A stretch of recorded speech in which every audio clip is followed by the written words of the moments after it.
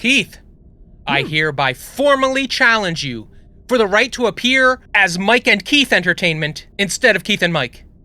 There can be only one response to that!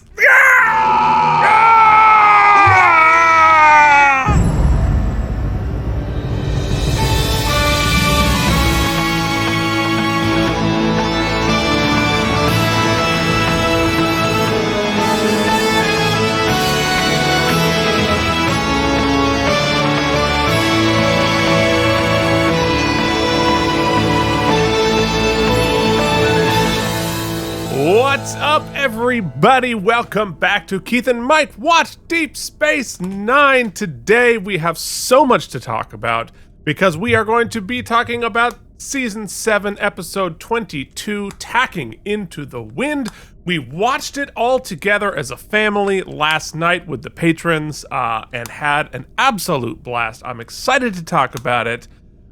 Mike, you are Star Trek from top to bottom. How you doing, buddy? That's right, Jen. I'm sweating my butt off. This sweater is quite wintry and festive, and I've been wearing this, Infested? and also I have a PJ top that I texted Keith the other day. I realized I went into the world wearing a yellow Kirk pajama top.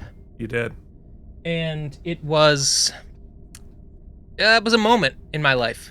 I feel partially responsible for that, and for that I both apologize and you're welcome. I will say I was wearing this, and I went to the Starbucks drive-thru, and the very nice, Alexa was her name, the very nice drive-thru barista said, "I love a low-key nerd," and I said, "Yes, you do." And it was a good moment. What's up, Alexa? Well, it wasn't like that, Keith. It was a respectful nerd-to-nerd nod. I could use a respectful nerd-to-nerd nod. It's the number 2. When I was in Micro Center and that guy said, "Yo, Cisco is still the best." Yeah. But this wasn't so bad either. And, I may or may not got an iced gingerbread chai for the low cost of being a nerd. Ooh. A free chai and a little wink in the eye, that's all I can say. I gotta leave the house more in my nerd attire. Yeah, that's a good, you know what? It's hard to pick up a bartender, but a barista? Still hard. Shouldn't do it. Bad call. Bad call. Well, never tried, never will. It was so fun to watch with the patrons. You see why it's awesome, Keith. And thanks for keeping it spoiler free in there.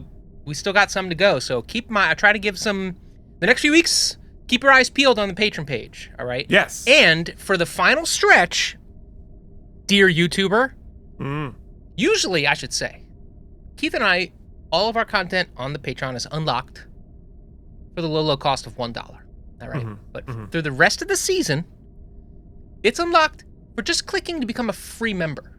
All right. Ooh. Just to watch along. Just to say, hey, until we finish Deep Space Nine, then we go back into the paywall. Most of the other stuff we're locked behind the paywall.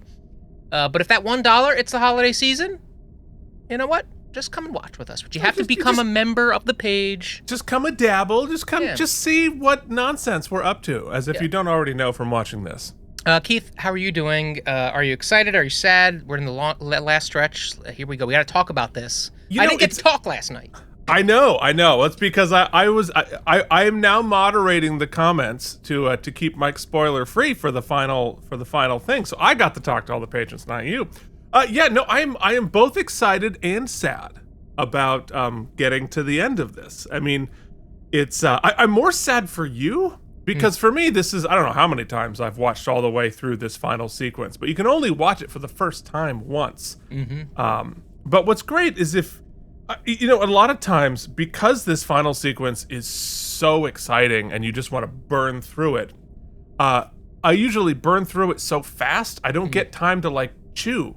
I'm just torquing it down as fast as I can. This forces me to slow it down and chew, and I'm getting more out of it by doing it this way, because it's this is the disciplined way. Well, you need discipline because I have entered full rampant speculation moment, and I have thoughts, and then I change my thoughts, and if you might have learned, I like to say my thoughts out loud before thinking them through.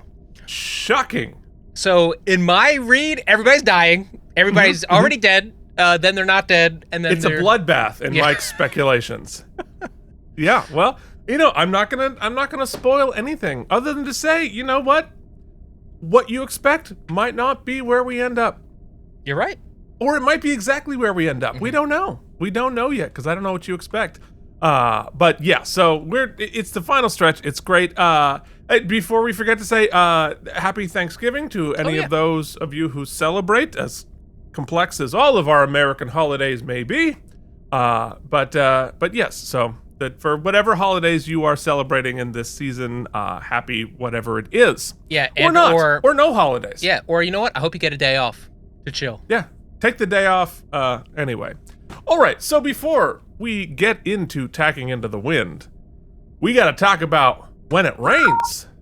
It's sort of backwards because usually it rains. The wind is first, and then the rain comes. But here's where we are. You know what? Regardless, your socks are soggy after. Fair enough. All right, so that's just gonna roll with it. So here is what you, the patrons, had to say about When It Rains. You can join them at patreon.com/K&M. And I will read your comments. It's fun. Joshua Cronin says, intense episode. The reveal of Section 31 creating this disease and giving it to Odo way back in season 4 was wild. When I first saw, my jaw dropped. Also, Damar becoming such a leader at his Cardassian revolution made me really appreciate the character and every rewatch. I always enjoy seeing him.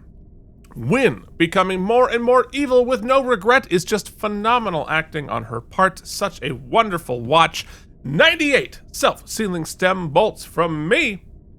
Brian from Video Game Drive-By says, hey guys, loving the energy this episode, and you both seem so stoked to get to the goods in this episode. Agreed. We have our focus back. We have our energy back. My stupid show is done. Do you remember, was it 3-4 weeks ago? It was like the end of Romeo and Juliet. We were tired, upset. The world was ending. It was bad news. It was bad news. So not that things have gotten better, but no, the world is not better. But we got some sleep, so that's good. That helps. So Brian continues, and this is a banger. Dukat gets some much-needed comeuppance. Gowron throws a wrench. Damar steps up even more and is brave enough to accept help from Kira. I'll comment on the Zial of it all later on this run. Dead as hell. And of course, the source of Odo's illness is revealed. I always wondered if Section 31 actually based their disease on the disease that the founders gave Odo a few seasons back. Interesting. That defoundered him. Yeah, that defoundered him. Remind me, how did he be refoundered after the linking, right? Yeah, because he linked with the baby goo. This revelation shook me when I was younger. As I've gotten older, I've grown to understand it more, but boo howdy, the kid me was pissed. I yelled, no way, at 11:30 at night and got in trouble for being up.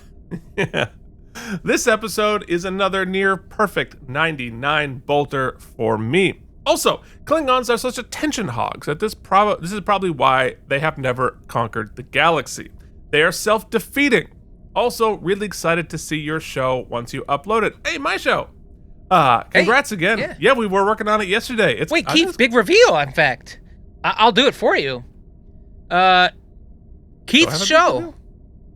10 times I should have known I was autistic. Won the best comedy of the United Solo Festival. That's true. I had no idea what you were talking about. No, I could see the fear in your eyes. I was like, oh God, what are you gonna launch on me? Now, do we know how many other comedies there were? No.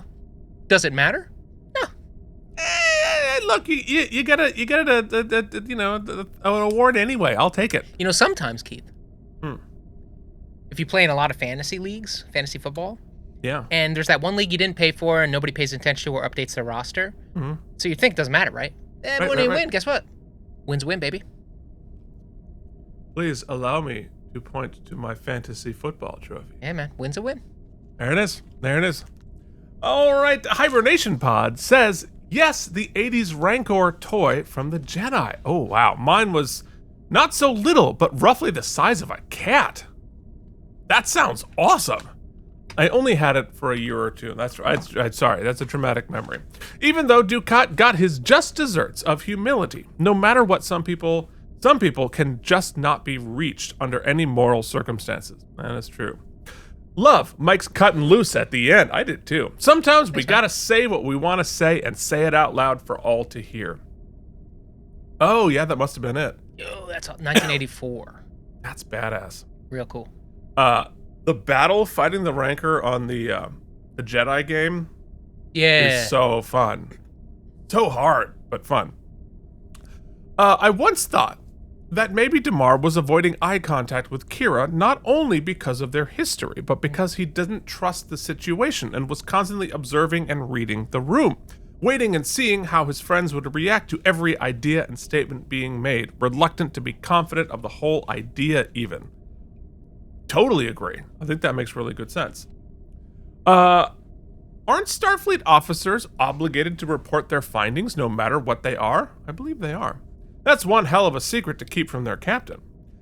Going down with the ship may have been just an old poetic idea that took hold in people's minds, simply to add depth to the legends of naval battle. Does it still not exist, the captain being the last one off the ship? I don't know. Yet, if somehow they survive, they would be caught by the enemy. Good point, and we have an answer for this coming up. There's a lot of things I'd love to see leap decades forward in only a few years' time, but in a military superpowered society, it might not be the things we want or need the most. Yeah, that is for darn sure. Medical tech advancements would be good. Food replicators, yes.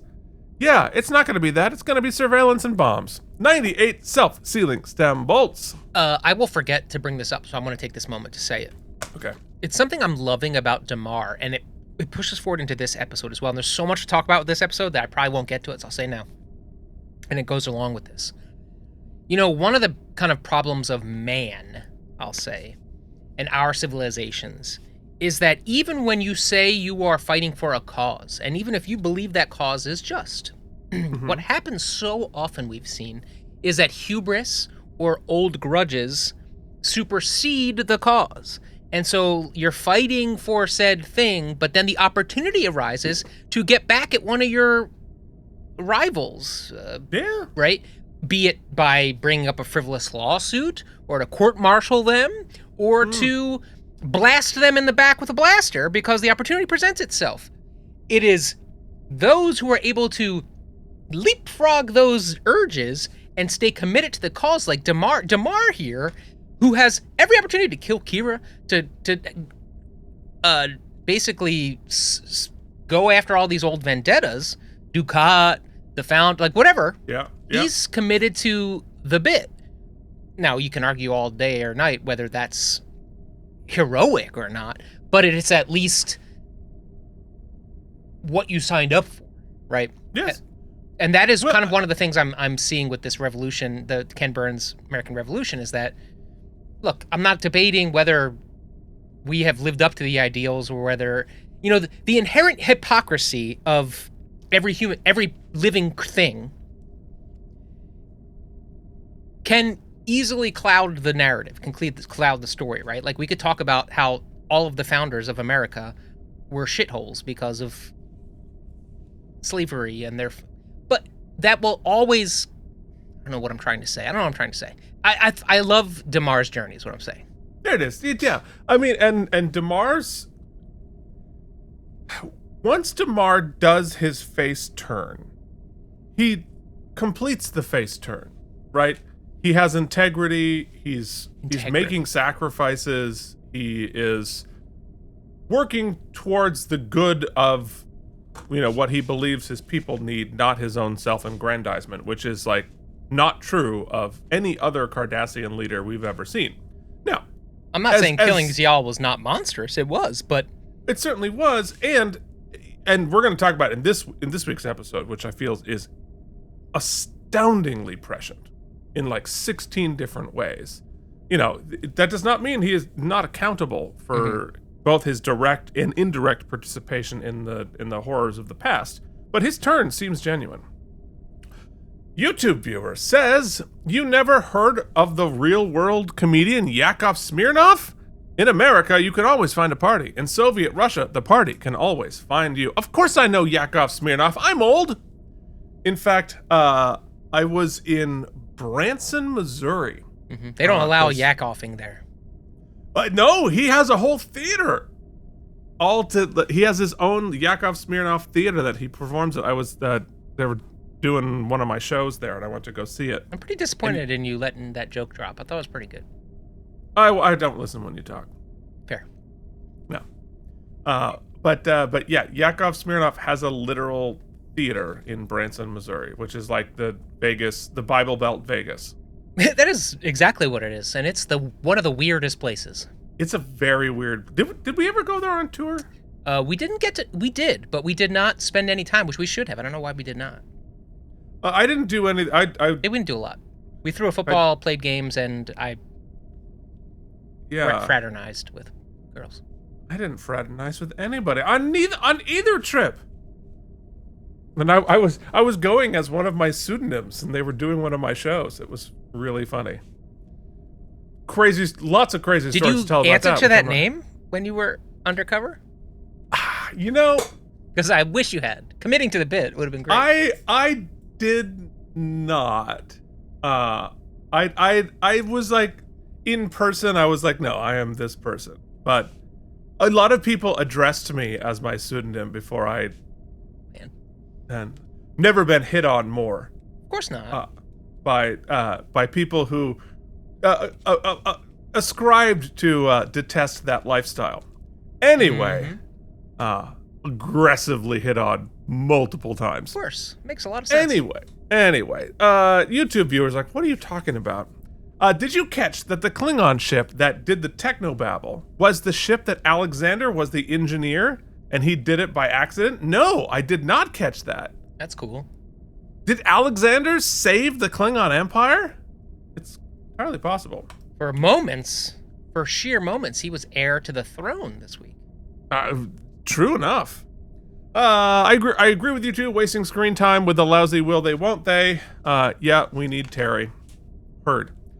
Sacrificing Odo to avoiding curing the Founders is less morally dubious than Cisco's actions in Pale Moonlight. Though the reveal that Section didn't just cover up the cure that created the virus, like the origin of the virus we weren't allowed to talk about on YouTube. I mean to bring it up sooner, but I find it interesting that the PA rates say exactly what they want and how they want it, and the prophets are vague and cryptic.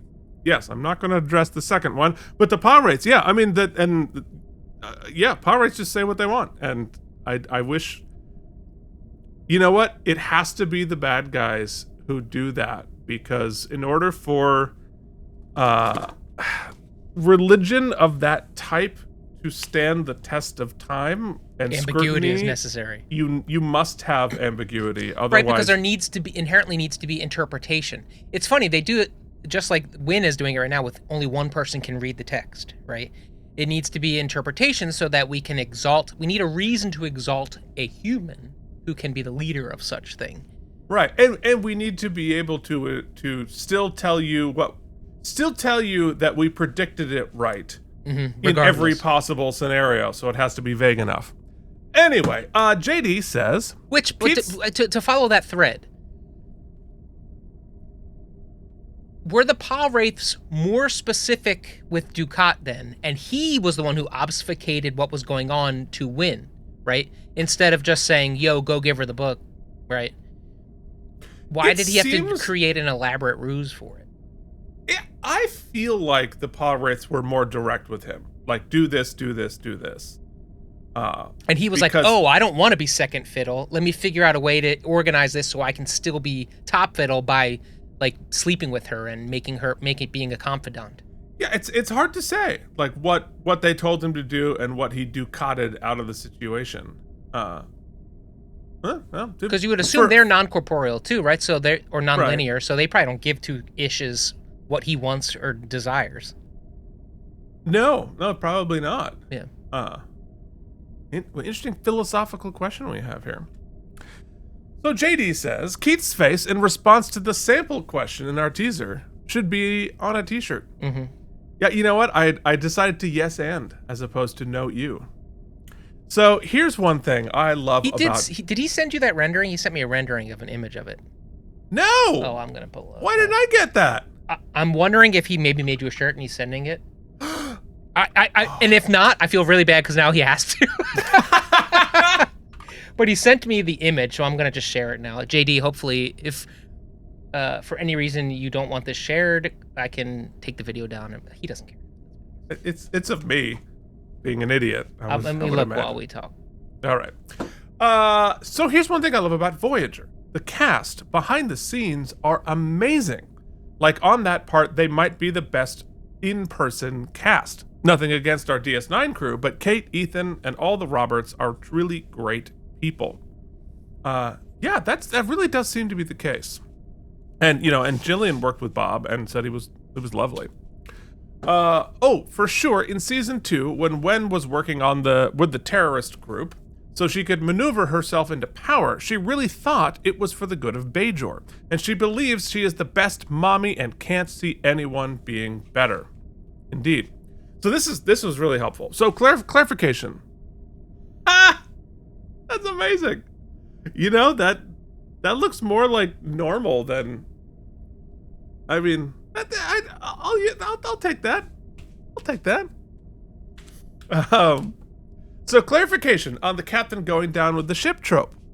The saying actually means that the captain should be the last one to leave. That because he values the lives of his crew more than himself, he makes sure that everyone can survive. And it is a social idea, it has never been maritime law. Although, there have been some rulings that a captain abandoning ship when passengers are still in imminent danger is equal to manslaughter. That makes a great deal of sense to me. Yes, it does. Mike, it's 2025 and you still have a screensaver on your desktop? Yeah. Who's a screensaver? I do. That's weird. All right, well, buy a $1,000 OLED monitor and decide if you want burn-in or not. Or have it just turn off after 10 minutes of non-use. Like everybody else does in the universe. Well, I guess, because TVs don't go into standby. So you need to... It's one of my screensavers is just a black screen, because OLED is true black, but... Who came at me? Who was it? That was JD. All right, that's fair. Well, you gotta earn that right. Yeah, that's true. Mike and I are on the opposite ends of Sybil Shepherd opinions. Something about her in my mind has always made me think she is a horrible person to the point that I was scared of her as a kid. What did she ever do? I mean, she's a little gruff on moonlighting, but... I allegedly, utterly without any information to back this up, but my memory is that might have been true behind the scenes. But I don't know. That is utterly alleged from the dust in the back of my head. There's only one person who would know this. Who's that? The internet. Oh, of course. DeMar was like, you could The general public consensus of Sybil Shepherd is a mixed and polarized one, often divided between admiration for her talent and beauty and a reputation for being challenging to work with. See? You were both right. She was hot, and she is difficult. But hold on, Keith. We all know that difficult in the business when you're a woman is much different. Unquestionably. Unquestionably. So who's to say? Dedicated and method would be the male version. Yes, exactly. Yes, exactly. DeMar was like, you can disobey an order if that order is illegal. And Wayun was like, well, I guess we just gotta kill DeMar. No parallels. Martok understands that strength comes through cooperation, and he knows it's better to work with the Federation and the Romulans. But Gowron thinks that independence is found in strength. And the beautiful thing is, when we meet Worf 10 years earlier, he was on Team Gowron, Team Strength. But now he's had multiple fantastic mentors in Picard, Sisko, and Martok. And Worf is a different person to get that and understands that cooperation is key. That is such a great point of view. Tracking of the arc of Worf. 100% true, and I think really insightful. So connect to the other show that you abandoned. Oh, salty. Strange New Worlds in season 3. Timed out. It was a timeout. No, it's cool that Stranger Things on Netflix can wait a year between half of a season and then release each episode of the last 3 episodes as 2-hour movies months apart. But I want to take a little break so as not to burn out. Let me cook. I'm one of 4 people ever that like that show. and I'm accused of abandoning it? No. I'm sorry. I was working on the award-winning comedy. Pouring hours of my life into that. That's true. It's true. Oh, wow. You think those buttons are going to hit themselves? Strange New Worlds. You're in timeout. JD, There's you're 3 in more detention. episodes. Yeah. Well, as soon as we're done with DS9, we're gonna get it done as the palate cleanser before Voyager. I hope it's good. I haven't heard literally zero about those 3 episodes. Yeah, well, here we go. So in season 3, they tried pushing this thing of absolute evil does exist, that there is good and evil and you must choose. And in some recent Star Wars stuff, they've been pushing the dark light hardline, which is really frustrating. And why I think DS9 is so highly regarded is that they do not create a lot of binary ideas, like the Pa-Wraiths and the Prophets. But they never push the binary... they do have binary ideas, like the Prophets and Pa-Wraiths, but they never push the binary narrative. The writers understand that sometimes the universe isn't black and white, and we can't morally distill things down, because when you do, you ruin them.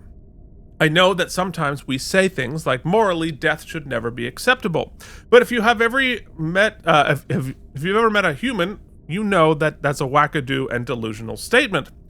But so is we should kill everyone that disagrees with us. I think DS9 is where I get the idea of balancing things in life. I haven't been the best at living that out, but I damn sure do try.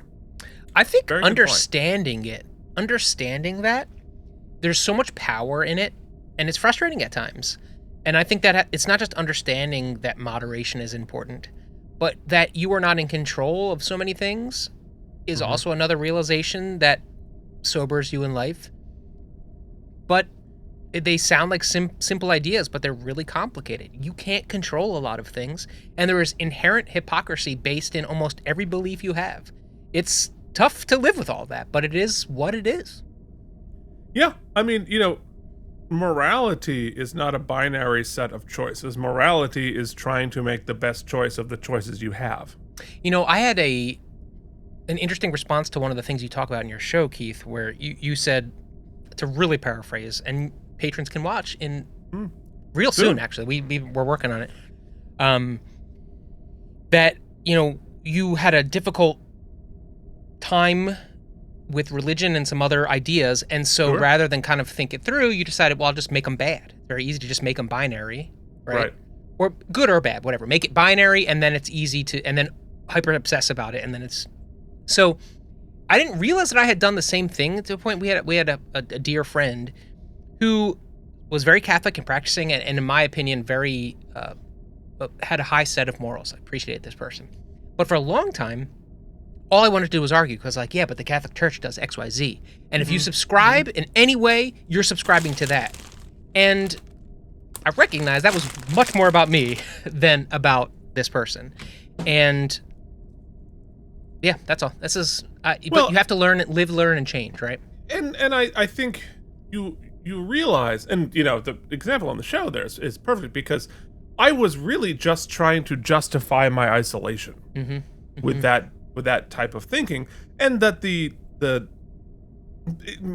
I think my DS9 catchphrase, beyond interesting or whatever I had on How to Practice, is two things can be true at the same time. Yeah. And that might be the most adult concept that we have. The most mature concept is that two things can be true at the same time, even if they seem like they are oppositional. Mine would be, I don't know.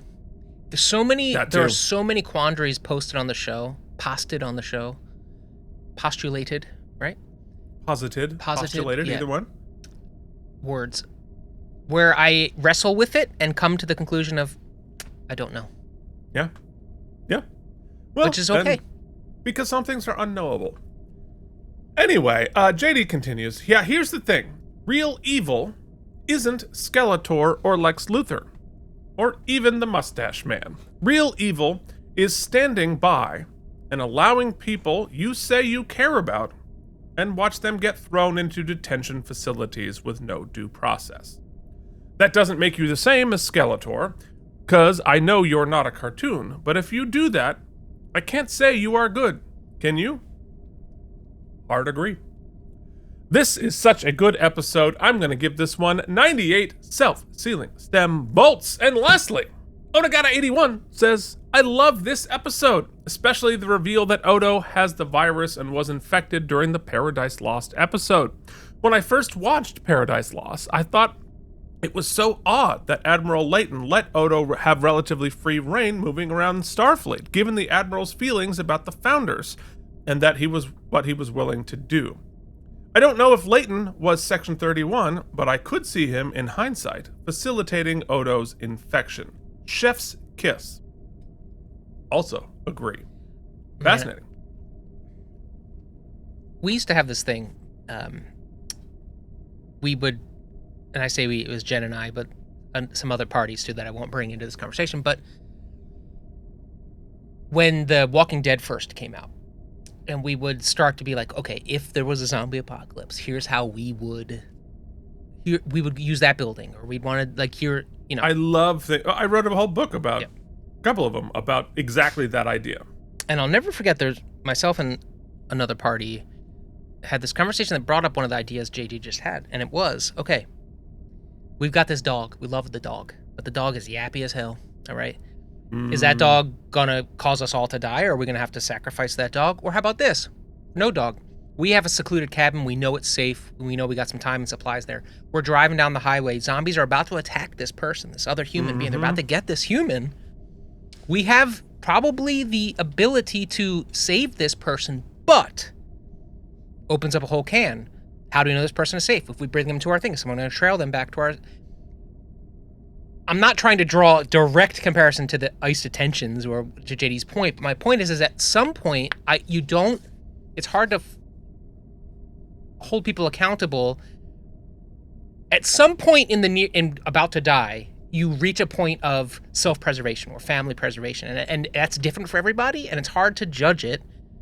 I'm not making this about that. I'm just saying, like, even in those instances, Occupy Germany, I don't want to say anything, right? I don't want to say anything to save my neighbor because it might bring attention onto me. You can understand the trap of the mindset. Moment. We're very close. We're very much in that moment. And so I think that the answer that I have, and maybe this is my own delusion to justify, what I'm doing or not doing, right, at this point, is I think the answer to that question, all of these questions, is how can I resist most effectively? Right? So if you're in the French resistance, and you're occupied, right, me charging at a tank with a dustpan is fully committing to resistance, but I'm not effective because I'm just going to get blown up, right? So effective resistance is calculated and it's smart, and you do have to pick and choose against a force that you are not powerful enough to to have opposition, to change on your own. There are some smaller situations like breaking up a fight on the subway. I've done that. I have the power right now to step in directly, but sometimes these larger forces I have to pick and choose and be strategic. And I think the important thing is that your objective is to resist effectively, and you are doing that math. And when you do the math and it has come out, this is a way that I can affect this in a positive way, you take that action. Last bit. I watched this. I guess this intro portion, which we've grown to say runs too long, is one of the metrics have shown some of the things people only listen to this part because I guess they've already watched the episode. Anyway, who cares? Watch this documentary whose name I cannot remember right now, but it is effectively about people who smuggle, very much Underground Railroad style and or Schindler style, smuggle people out of North Korea. Yeah, sure. To get them. Sounds very altruistic. Easy to be like, hero. However, because of the intense amount of resources it takes, the majority of those people, they're making money. The people who they decide to help generally are people whose families can pay to have them out.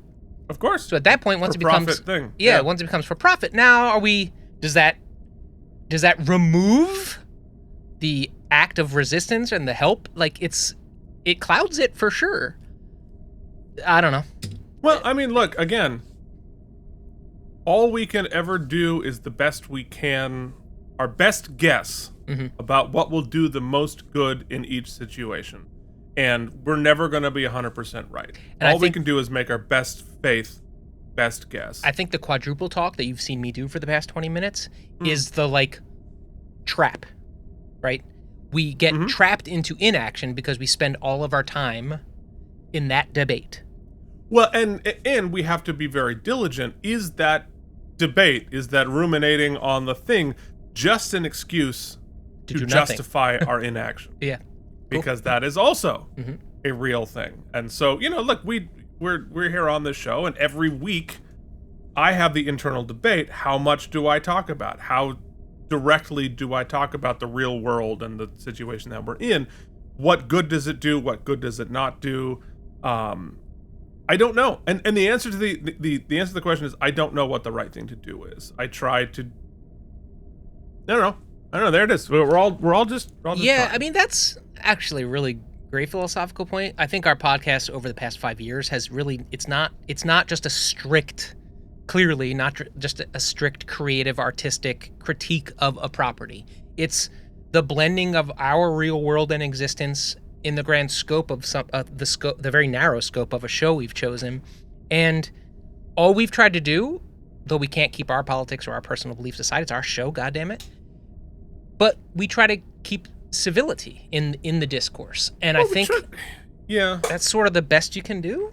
No, I disagree. Screw civility. I think we the debate that I have for myself is, how do I use what little platform I have and the privilege that I have to try to do as much good as I can, realizing that if it becomes all this other things, we lose our platform, right? Part of the value of our platform is that people come here for a thing. We can neither ignore the world around us nor scream into the void, right? How do we, thread the needle so it is most effective, right? Because we do what tiny little platform that we have. And right, but I think civility in that, like, if you disagree with my politics or something I've said or whatnot, I think you have every right, or I at least would like to encourage that we can have a discuss about that. But the second it's not, I guess civility is a vague term. Well, yes, it is. Like, civility as you mean it is great. Civility civility as a justification to both sides and to not tell the truth, which is for clicks or views or whatnot. Yes. Yeah, I mean, so much. I mean, look at what's happening in our Senate and our Congress. Our great civility for the junior senator from such and such is why we're burning, right, as a country, because we're pretending civility is not telling the truth and appeasing and such and such. Anyway, where were we? Let's hit. Yeah, I don't know. Let's talk. That's these conversations. Yeah. As much as I can't wait to figure out how to talk about the Golden Girls, we're not having this conversation during the Golden Girls, right? Like, we'll have they talk about some stuff, but the conversations, the life and death, the dark, what is evil? What is the value nature of evil? Is like, that's what this is Star Trek. Well, and that's the astounding thing about this episode we're about to talk about, is that this episode we're about to talk about, and we'll get into all the sort of pieces of it, feels like watching this in November of 2025, I felt like this episode slapped me in the face like 6 different times with stuff from the past that just feels astoundingly relevant. So I think that's why we're here talking about all this, because I went to Sunday school for 12 years, and in this 50 minutes, I had a more succinct conversation about what is moral, what is the right, what is the mindset of doing what is right.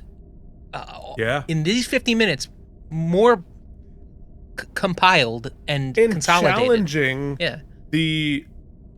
Challenging authority, challenging the structure of society, and challenging it to be less hypocritical, to be more of what it says that it is. And there's a lot of challenge. DS9 has so much challenging of the institutions that claim to be the good guys. It's like, well, you got to live up to that. I don't think you're living up to that. And that's the DS9 is challenging that constantly. And that, to me, is moral. All right, so let's talk about this episode. Let's tack into the wind, shall we? Ooh, that was 40 minutes. This is going to be a long one. That's all right. Yeah. That's all right. We're all here for it. This aired on May 12th, 1999. Oh, it's almost my birthday. And, you know, as I'm picking out my cake, I'm living a certain kind of life. And it ain't a sane one. Not a sane life, Mike. Could it be a Live La Vida Loca? It is indeed. Oh, felt good. The top movie, The Mummy. It was the beginning of the Brendan Fraser saunts before we had the second Brendan Fraser saunts that we're in right this very minute. Mike, what was on TV? Give me a second, Keith. Okay. I forgot all about it, and now I'm remembering. And let's talk more about Brendan Fraser. Okay. I only ever watched the first Mummy.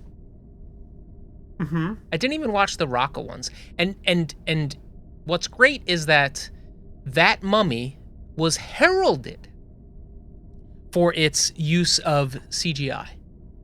Yeah. The dust monster. But you go back and revisit it, it looks like hell. Yeah, well, it was 1999. Wait, was that the first one? Or was that the one with The Rock? No, was that The Rock's first movie? That was Scorpion King, and it was his first movie, and that has some of the worst CGI ever done. But that was well after this. That was like the third one. This is the first one. All right, I can't pull up the TV stuff. Forget it. All right, well, whatever. I'll tell you what was on TV on Voyager. The episode Relativity, in which we have a time travel undercover 7. Great episode. We'll get to it in 5 years. You think we're great now, kids? We're gonna be 50. Oh my god. I know. I've reached that itchy stage where I'm like, ugh. Well, you got to trim it down. That's the thing. It once it hit that length. I think I might. You know how some people do playoff beards? I think I'm gonna let it rock through the end of Deep Space Nine. Just see where we go. Really? Gonna go playoff beard with it? Oh. Let's just see. You know what I mean? Okay. I love how like you and I, like your regular hair is darker, but we have basically the same patterns of gray. You spend too much time with each other. So this episode was directed by Michael Vehar, who last directed Changing Face of Evil, and this, not surprisingly for everybody, is a series wrap on Michael Vehar. I think he does a fantastic job directing this episode. The only thing I want to mention from TV, Keith, sorry to go back in time, because I forgot, Norm Macdonald had a show? Yes, right when he got fired from SNL, he had the show and then came back. 3 seasons of Norm. It ran 99 to 2001. It looks very 90s. Holy crap. Yeah. You ready for this? Oh, it does not get any more 90s than that. Oh, wow. Is that Artie Lang? That is Artie Lang, and that's our favorite. What's her name? Yeah, Aunt Jackie. Lori Loughlin. Yeah. No, not Lori Loughlin. Jesus Christ. That's Aunt Becky. Yes. Oh, how am I forgetting? Laurie Metcalf. Laurie Metcalf, the fantastic. One of our finest actresses, actually. She's such a. I saw her do Doll's House Part 2. Misery. Ever see her in Misery? Holy crap! I did. I can't believe I didn't see Misery. So I good. feel stupid for not having gone. And a wiener dog. Yeah. So there you go. Norm, check it out. Norm. Who knew? Well, everybody but us. So this episode was written by Ronald D. Moore. Of course it was, as the Klingon specialist, having written most of the arc that we are going to stab to conclusion to this week. Holy buckets. All right, let's do something trivial, shall we? Now, Keith, waste your time with trivial trivia. Is Vic gone, Keith? Do we have a wrap on Vic? Can't tell you that. I miss him. I'm not going to tell you anything. That's not how this works. You're right. You have 3 weeks. You never 3 said weeks no. left. You never said it was a rap on that episode. So Vic can't be gone. You would have said that's a series wrap on Jimmy Darren. Well, I mean, it could have. Maybe I forgot. Maybe I didn't. Who knows? Keith, I know a lot of things about you. Mhm. You don't forget. Well, you forget names. You just don't forget this stuff. That's true. Well, as I talk about in my show, it's not that I forget names. I don't hear them in the first place. All right. So Armin Shimmerman's wife, Kitty Swink, plays the female Vorta, Luaren. I may have hit on her. You might have. Yeah. Mike definitely hit on Quark's wife. I believe I said, instead of Wei Yun, I said Wei Swoon. Mm-hmm. Sure did. If that's the scintillating coverage you would like to pay for, you can do so at patreon.com/KNM. So Shimmerman does not appear in this episode, or spoiler alert, the next one, because he was busy playing Principal Snyder on Buffy the Vampire Slayer. What a year for Armin Shimmerman. Wow. What a year to be 18 years old. Yeah. Kitty Swink also appeared as Roseanne in Sanctuary. This is not her first character or appearance on the show. It is, however, the last... Yes. This is, however, I didn't actually watch that at the end. Did you put it in the last episode? Okay. This episode brings to an end spoiler alert, Robert O'Reilly's 9-year stint as Gowron from Next Generation and Deep Space Nine. He played Gowron in 4 episodes of Next Gen and 7 episodes of Deep Space Nine. So who has to give the okay for them to kill off a long-running character? I mean, definitely. I'm sure Berman was involved in that decision. I'm sure all the Paramount was involved in that decision. Because that's a major character. And a character, and the thing is, I wish we had thought to go back and watch his Next Gen appearances and his relationship with Worf, because he was only in power. He was only Chancellor because of Worf. So interesting. Well, we'll get there. Ronald D. Moore. You know what? I'm not going to give this one because he talks about a deleted scene that we're going to read at the end of this episode. So there you go. Our guest stars this week, everybody's here. Andrew Robinson as Garrick, Jeffrey Combs as Wayun, Casey Biggs as Damar, J.G. Hertzler as Martok, Robert O'Reilly as Gowron, R.I.P., John Vickery as Gul Rusat, what? It's not Bobby Moynihan? And Salome Jens as the female changeling, with Kitty Swink as Lauren and J. Paul Bomer as Ornar. So guess who Worf didn't stab? Because we're going to keep you around for the next series. A segue for the ages, Keith. That is our incredible patrons. Now, Keith and I talked for 45 minutes about politics, and I'm going to have to rewatch it to make sure that I didn't say anything stupid.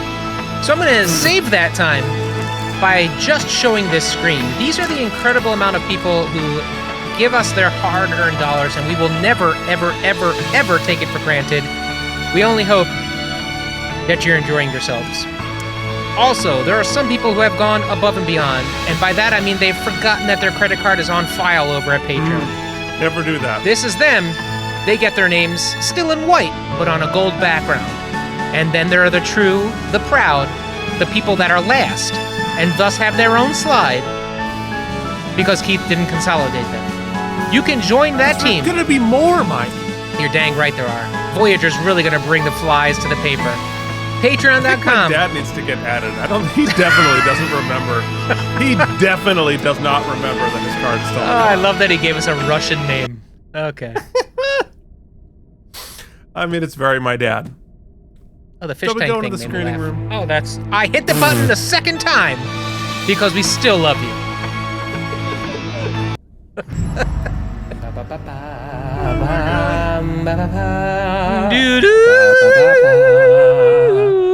Are we 170 episodes into this yet? I think so. We got the pitch exactly right. Oh, God. Yeah. I think we are literally 100. Keith. Oh, God. Get ready. Hold on. Ready? There we go. Oh, nailed it. Except you're off center. So many neurodivergencies. There we go. Okay, nailed it. No. You know what? Audio only, folks. I'm not even going to tell you what was happening there. Just fill it in with your brain. Oh, boy.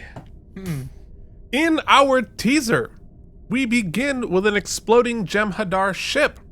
And it turns out to be a tape that Kira is reviewing with her band of resistance forces. Gotta watch the film, baby. Yeah. She's pissed that the Cardassians did it in a sloppy way. And even though weeks have gone by, they're still struggling with their training. Especially Bobby Moynihan, who's being a real dick about it. Damar knows that Bobby is wrong, but he backs him up anyway, as a good leader should. Then Odo arrives back from a successful mission, but he looks tired. And surprisingly, he even agrees to go rest, which to me would have been the sign that something is deeply wrong. Kira clocks it, but does not show that she notices it to Odo. And she doesn't say she clocks it. She just acts the hell out of it, and we know. Oh, I mean, I think Nana's acting in this episode is just fantastic. Get ready to say that a whole bunch, buddy. Everybody is so good in this episode. When Garrick follows a few minutes later to ask Odo a question, he discovers that Odo is in rough shape. His founder's disease is worse than even the female changeling. And Garrick can see how uncomfortable Odo is, and he legit apologizes. And he says, "If I may ask, why have I deteriorated so rapidly? I've been assuming dozens of different shapes over the past few weeks. Changing form seems to accelerate the progress of the disease. Perhaps you should stop." And do what? Lie here and wait to die? No, thank you. I'm here to work, and work is what I'm going to do. Odo says that Kira doesn't know, and he swears Garrick to secrecy. And Odo and Garrick, Garrick is so good in this episode because he is both super Garricky, lurking in the shadows, being the super spy, but also he shows so much empathy in this episode, which is rare for him. Yeah, what Andrew Robinson has done over the past, well, the whole series, specifically highlighted in this episode, is something that's must be a dream to write for, but also next to impossible to do as an actor, I would say, in that he is able to both have you be completely off guard as to who that character is, completely obfuscated as to his true intentions and motivations. However, still show you the actual root humanity and empathy of the person. It's almost impossible to do both those things. Yeah. To hide everything and to show the most vulnerable thing at the same time, and most of the time, with no dialogue to back it up. And with somebody who is so arch, right? And so, showy in his, lack of being emotionally involved in what is happening, when he drops it, it's really touching. Really touching. Especially at the top of this scene, the previous scene, he's enjoying, there's glee in his performance because he's getting to do all the things that make him him. It's like, right? He's getting to be in a shady resistance. He's getting to make decisions and he's loving stirring the pot. Yeah. Between Kira and the Cardassians. Like, he's just loving poking at that and watching him spin. And I think in this moment, I think he's earned a lot of respect for. It's so much great stuff happening here. And it speaks to their whole relationship. Because remember, last time Odo was all flaky, it was Garrick was torturing him. And their whole relationship has become this whole other thing. What's interesting here, too, is, and tell me if you read it this way, and I think the writers do a really great job here, is that Odo plays a lot of bluster and, pride here that is all fake. Right? I really think I think at the core of it is he just doesn't want Kira to feel bad. Of course. Sad for him. And that's so beautiful. It has nothing to do with... He's trying to take care of Kira. Yeah. And Kira's taking care of him. And they're all taking care of each other. It is sad because the sacrifice there is you sacrifice the time you could have just spending together. Yes. Yes. And Garrick literally says, "Odo, I hope you know how much I before Odo cuts him off. If I don't want pity from the woman I love, why would I want it from you? And I love that he goes to pity. It's an interesting word. It's great. So in Act 1, on Deep Space Nine, Bashir has been up for 4 straight days trying to find a cure for Odo. And O'Brien tells him the uncomfortable truth. Julian, it's time to face facts. You are not going to pull a rabbit out of your med kit. The founders themselves haven't come up with a cure, and they have the resources of the entire Dominion at their command. Now, I know you don't want to hear this, but the only way we're going to find a cure is to track down the man or woman who created this thing in the first place. Now, he does not say or woman on camera.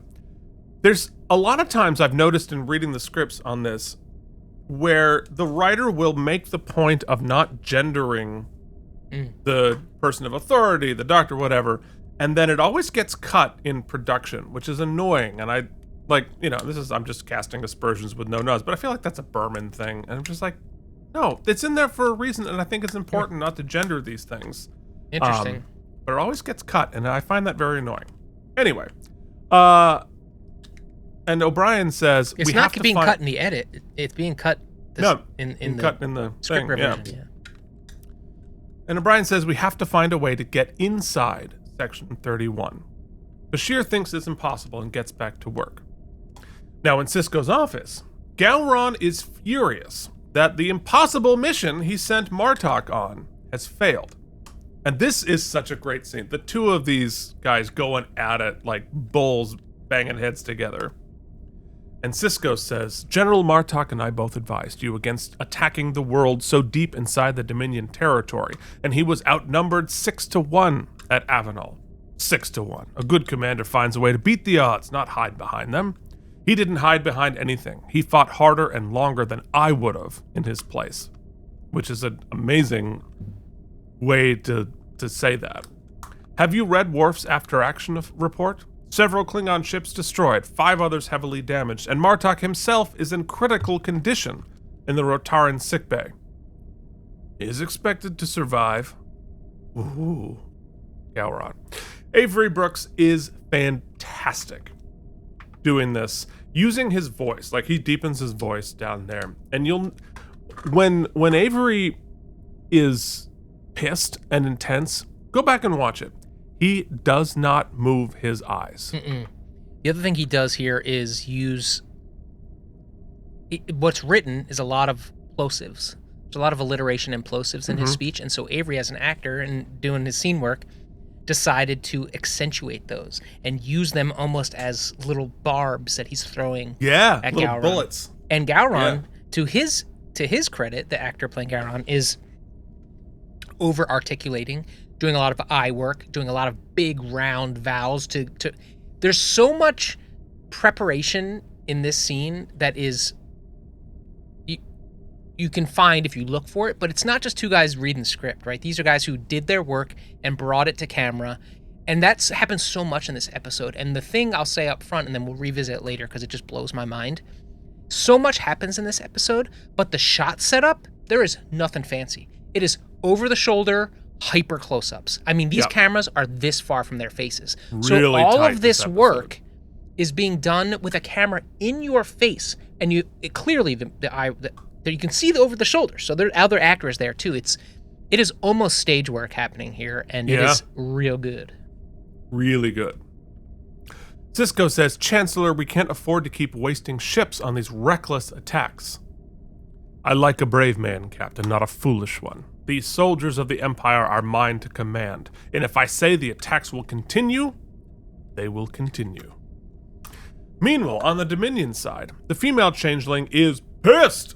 Damar's forces are making strides and making their lives difficult, and she blames Weyoun for not seeing it coming. And she says, if our cloning facilities were operational, I would eliminate this Weyoun immediately. Gulp. Can you imagine? It's like, if I could replace you, I would kill you. Damar must pay a price for this treason. Redouble your efforts to locate his wife and children. Then begin interrogating Cardassian teachers, scientists, and local officials. The population has to understand that in no uncertain terms, that dissent will not be tolerated. This was the first time I felt slapped in the face by a line with our times today.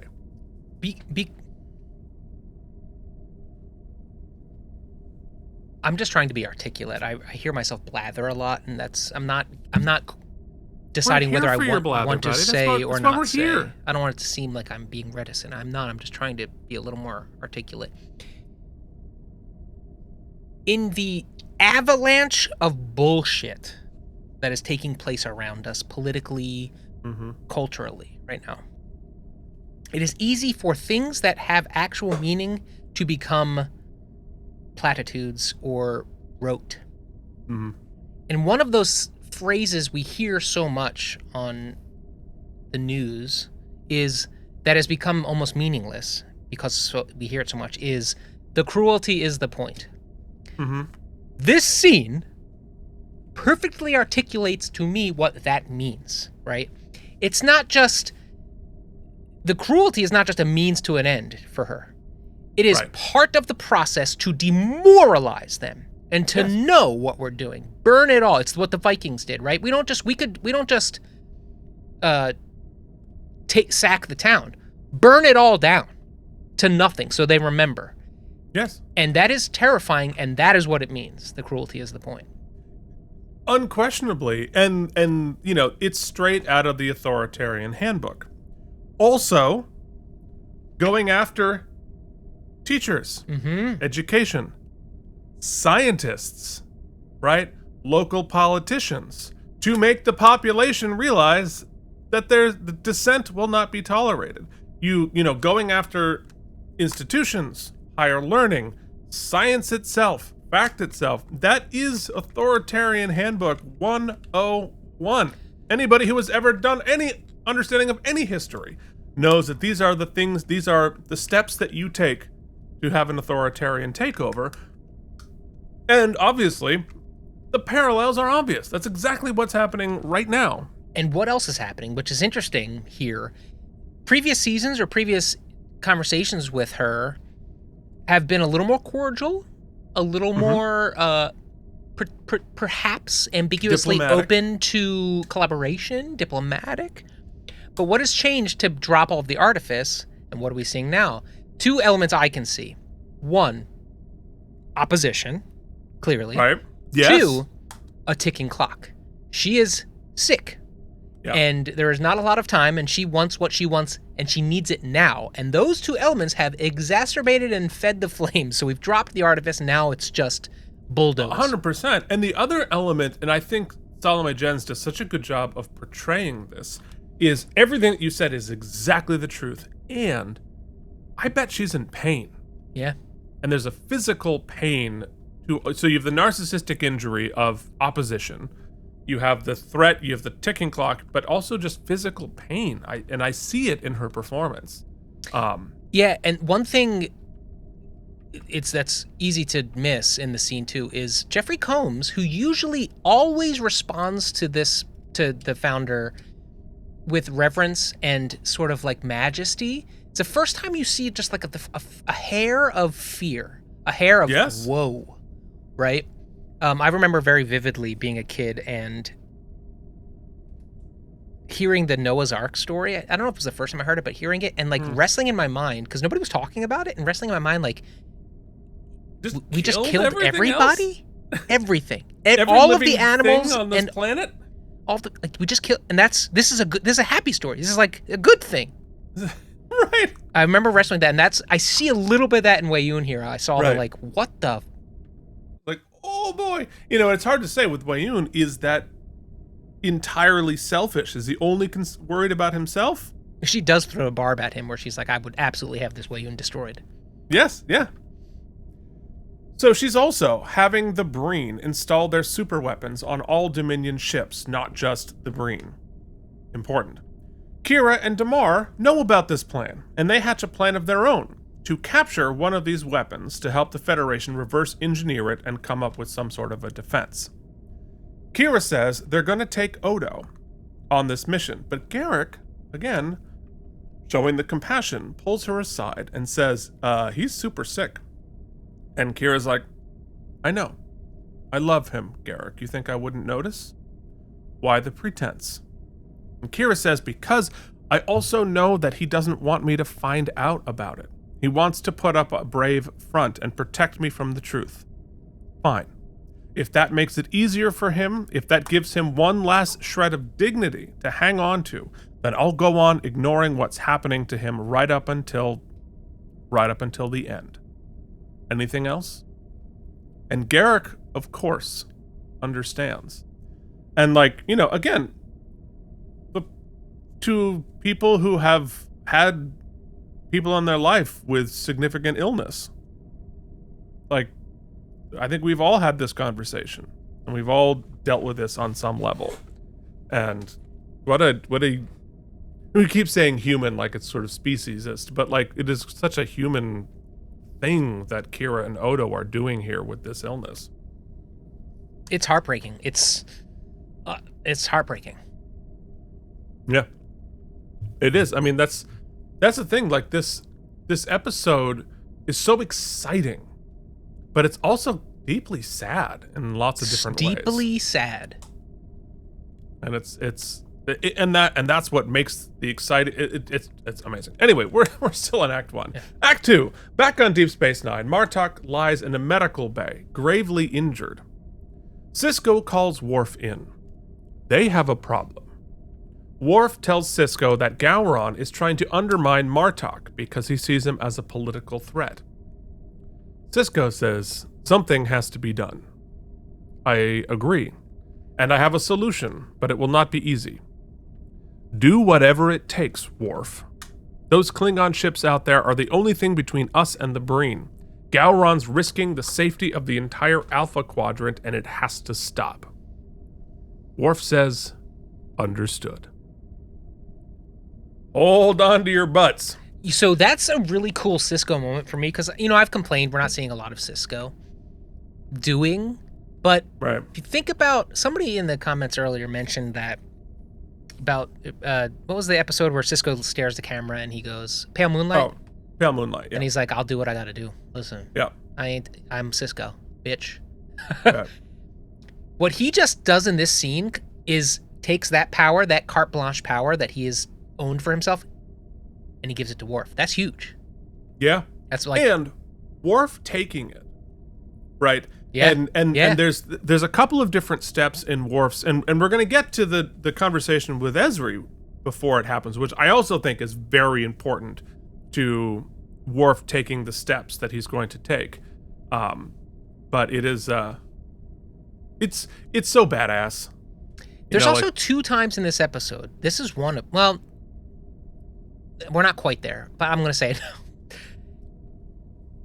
No, I'm not going to say it now. Forget it. All right, we'll save it. Yeah, let me write it down, though. So back in the caves, Bobby Moynihan is still aggressively antagonizing Kira. And he escalates until the point where she beats him up and pins him to the console. He threatens to kill her after the war. She is not impressed by this.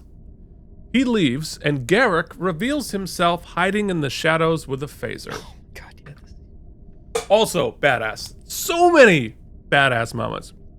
Also, every one of these scenes we've talked about subsequently, just a reminder, back into here, is all close-up work.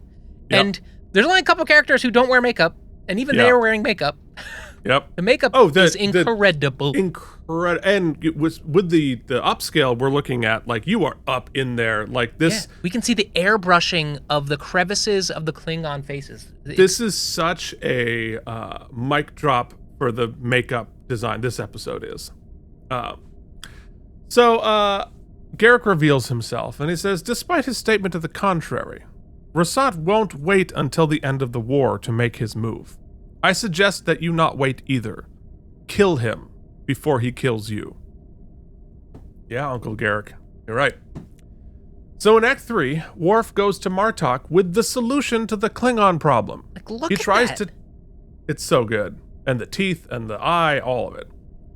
He tries to talk Martok into challenging Gowron for the leadership. But Martok is not interested. I've heard every word you said. You want me to become Chancellor. Me. I am a loyal soldier to the Empire. I would rather die than dishonor my uniform by raising a hand to my chancellor in a time of war. I would bring shame to everything I have fought to protect, everything I believe in. Meanwhile... It's not 1-to-1, Keith, but it's not 1-to-1. But this episode last night was ringing because I'm really kind of fascinated by this Mark Kelly and the Democrats who came out and said, they just uniform code of conduct. You don't have to, you should ignore illegal orders. Just reading the law. Yeah. This isn't that, obviously, because Gowron hasn't really given an illegal order per se. It's just one that is not motivated correctly and will cause unnecessary death. This is more like a 25th Amendment situation. And also, you don't go to the president and challenge him to death, to a duel to the death, and then become president. So it's not 1-to-1. But maybe. Damned if there'd be a lot of presidents. There would be a lot of presidents. Damned if it doesn't still ring a clarion bell, right? Yeah. Yep, no doubt. So meanwhile, Kira and Odo are heading off on their mission. Kira is nervous about Odo. But hold on. I mean, let's have the conversation while we're having it.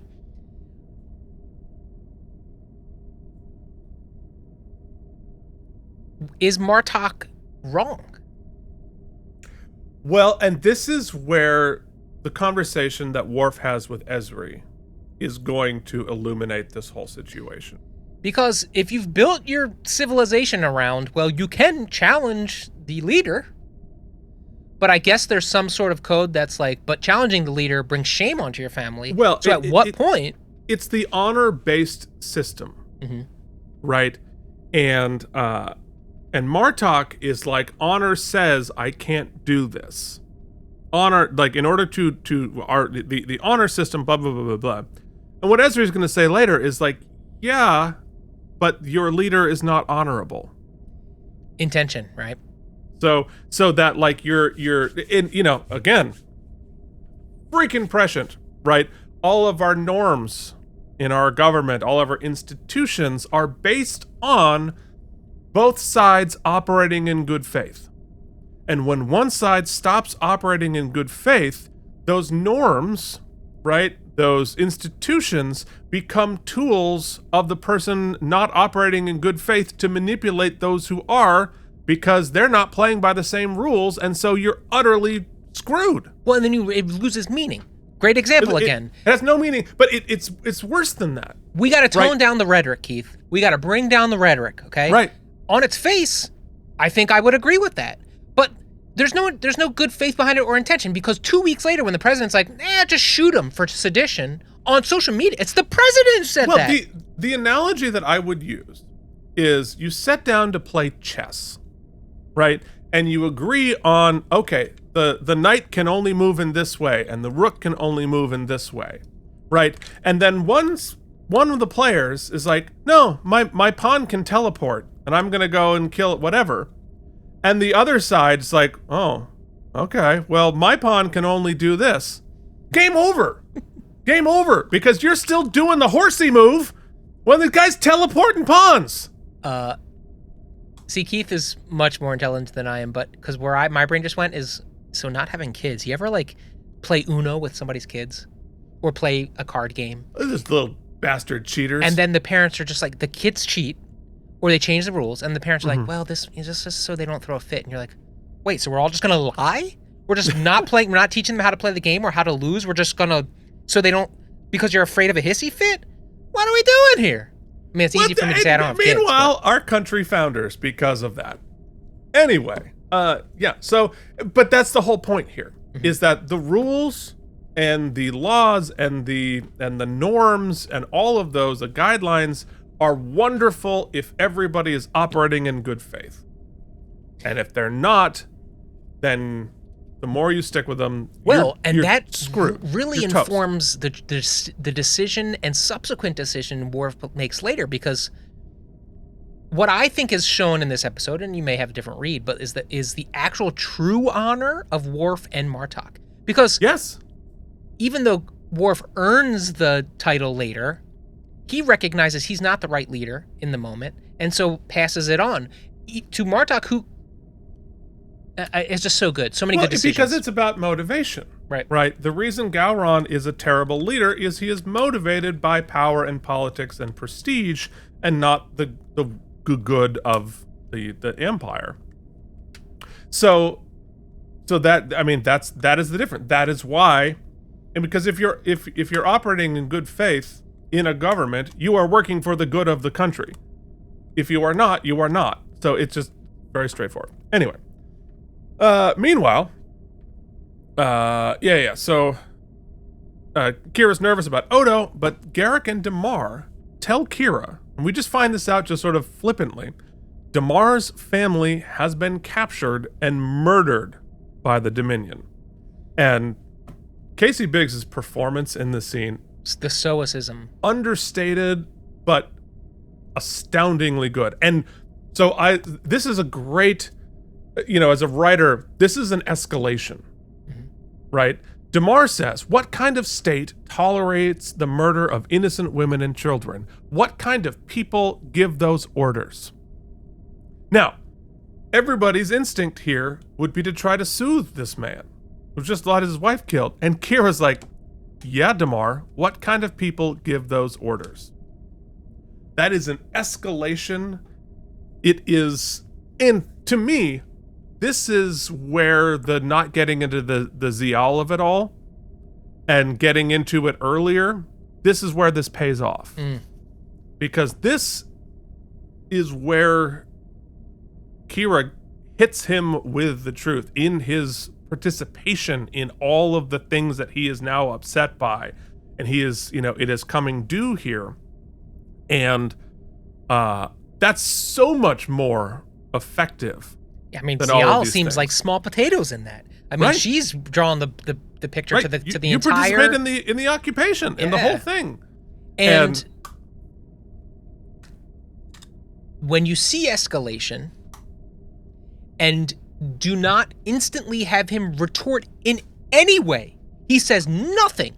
Yeah, is not, and he doesn't capitulate. You see the gravity of what she said, because obviously it strikes him, and he recognizes a lesser show would be like, how dare you talk about my family? There's so many other ways to let it go, let the teapot let the steam out. They're like, no, they don't. And that adds to the tension later in that scene, because, it's just so good. And what's great is that after Damar exits, the scene doesn't end. Right. Kira says, that was stupid. And Garrick says, not at all. Escalate further. Damar has a certain romanticism about the past. He could use a dose of cold water. I could have picked a better time. If Damar is the man to lead the new Cardassia, if he's the man we hoped him to be, then the pain of this news made him more receptive to what you said, not less. And this is the second time this episode slapped me in the face. The romanticism about the past, and he could use a dose of cold water. America. Well, we talked about that last week, American exceptionalism, and just kind of the fallacy of it. And it's not just a fallacy, right? There's nothing wrong with we're American. I mean, I understand. I have a reverence in a way to like what people did, so even having a chance at this, it's not lost on me. So I wouldn't say I'm not patriotic. I appreciate and our armed services currently, all of that, but. And we talk about this in religion, Keith. I think fundamentally, anytime you're like, we're better than these people simply because we happen to live here, is dangerous. I think it's worse than a delusion. I think it's actively dangerous. Well, and because it's for the people enforcing the American exceptionalism and the romanticizing of the past, the people enforcing that are not deluded. They know it's a lie, or they know that it is not the full truth. Otherwise, they wouldn't need to be enforcing it. So when we're stopping DEI and our understanding of history, and when we're deleting our own history to reinforce our romanticized American exceptionalism, the people doing it do that with the kid, the third grader doesn't know the true story of Thanksgiving, or the story of how we treated the They the do have people who were spidey here senses, before though. us. You remember I was just saying when I heard the Noah's Ark thing, I was like, Right. I feel weird. I don't understand. I just feel it doesn't feel right. Yeah. You know what else I felt that Instinctually, way? you knew. The instinctual feeling of weird was when I would have to stand up and say the Pledge of Allegiance. Every time I was course! like, this is weird. It's authoritarian and creepy. I pledge allegiance to what? To the what? To what? Especially when you don't understand symbolism. I was like, what the it's hell? freaking North Korea stuff. But anyway, the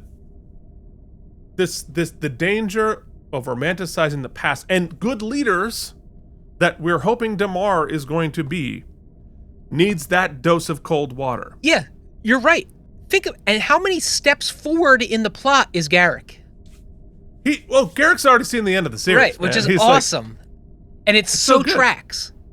It's so tracks. But again, Garrick being an intelligence officer, a student of unvarnished history, sees the pattern happening.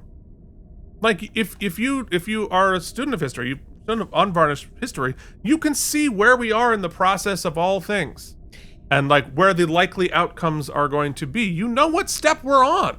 And yet, even despite everything I said in the beginning about him showing us everything, even in this scene, I still can't say 100%, Keith, whether Garrick is on the side of righteousness or on the side he thinks ultimately is gonna win. Always a good question, is it not? So they arrive at the rendezvous point to beam over to a Cardassian shuttle so they can go undercover. Sorry, I'm gonna keep going. Damar, right here, this shot, an establishing shot. We haven't even said anything in the scene yet. He is carrying everything else that happened in that episode in his character right here. Probably shot out of sequence, P.S. Yep. But it's all there. You see it. It's awesome. He's so good. Casey Biggs is great. So in Act 4, Worf and Ezri discuss the situation. Another phenomenal scene. Despite, as we pointed out in the Patreon, maybe the ugliest glass anyone has ever drunk out of. Looks like a dollar store jam. It is. So, Ezri is surprised that Martok still considers her a member of the House of Martok. That was sweet, by the way. Yeah. That gesture was, like, touching. And Worf, being trapped in this situation, asks her opinion. What should I do? Wise. And it actually gave me vibes of when people get divorced. Like my my brother's ex-wife, those kids, my nieces, their cousins, whom like are no longer related to my brother, right? Still, like we still do Christmas presents, or we don't do like we exchange greetings. It's still, you still feel like family, and so it that was the vibe this gave, and it was, I don't know, it was touching to me. Well, and you know, to just say it, this is the relationship I have with my ex-wife. Yeah, it's beautiful. We are still best friends, and we discuss all of this important stuff every single day. But it took some trauma to get there. Sure did. Yeah. Sure did. Luckily nobody died, and we didn't have to move a worm, but you know, the same difference. Well, I mean, not moving the worm was sort of a, I'm gonna probably cut that. No, you're gonna leave it in. You're gonna leave it in, you have to think about it. So here's what Ezri says. I think the situation with Gowron is just a symptom of a deeper problem.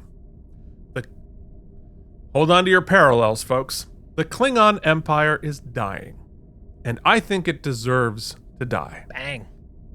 I see a society in deep denial about itself. We're talking about a warrior culture that prides itself in maintaining centuries-old traditions of honor and integrity. But in reality, it's willing to accept corruption at the highest level. You are overstating your case. Am I? Who was the last leader of the High Council that you respected? Has there ever even been one? How many times have you had to help cover up the crimes of Klingon leaders because someone told you it was good for the Empire? I know that sounds harsh, but the truth is, you've been willing to accept a government you know is corrupt. Gowron is just the latest example. Worf, you're one of the most honorable and decent men I've ever met, and if you're willing to tolerate men like Gowron, what hope is there for the Empire? Third time. I feel attacked. I feel like our country is under attack from this episode. That's what I said on the Think Watch Along. I was like, this is just on UPN at 7 p.m. Right. They're just like, shots fired. Okay, let's come out and say it. Well, but this episode was 30 years ahead of us. All of these things were true then. Yes. But it was not as blaringly obvious as it is today. And well, I think it becomes interesting. This is why art is important. Yes. And metaphor. Because it carries a different weight when told as a cautionary tale versus a reflection of a current state. Right. There's difference. Yeah. Well, and it's because these stories are universal. These stories are the story of humanity, of all societies and all structures. Every society that has ever existed, every government that has ever existed, every empire has ever existed has faced these problems because they are humanity's problems. To take it out just out of the political realm for a second, but just as existential, same case. Go watch An Inconvenient Truth. Oh yeah, but that was 20 years ago. Like, you know, does it hold up? Does it hold up? It's not less convenient. Yeah, it's like the difference is An Inconvenient Truth. Parentheses, what can you do about it? Versus An Inconvenient Truth. Too bad. Too bad. It is going to be a very inconvenient truth. Anyway, Kira and her band of heroes arrive at a giant just close up. Just close-ups. Yeah. Incredibly close up. Look at that! Look at that. It looks so freaking good.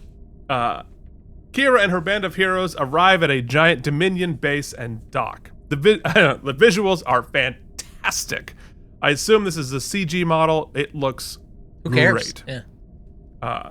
So they get to the airlock, pretending that they've taken Kira prisoner, and are greeted by a Cardassian guard who takes their weapons. New orders from the Dominion headquarters. No armed Cardassians allowed on Jem'Hadar vessels. Smart.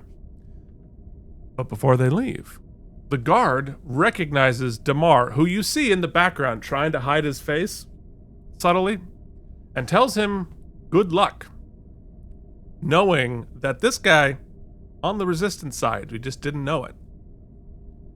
So cool. Meanwhile, but he doesn't know what they're there to do. No, he just knows that you're up to something, and I'm with you.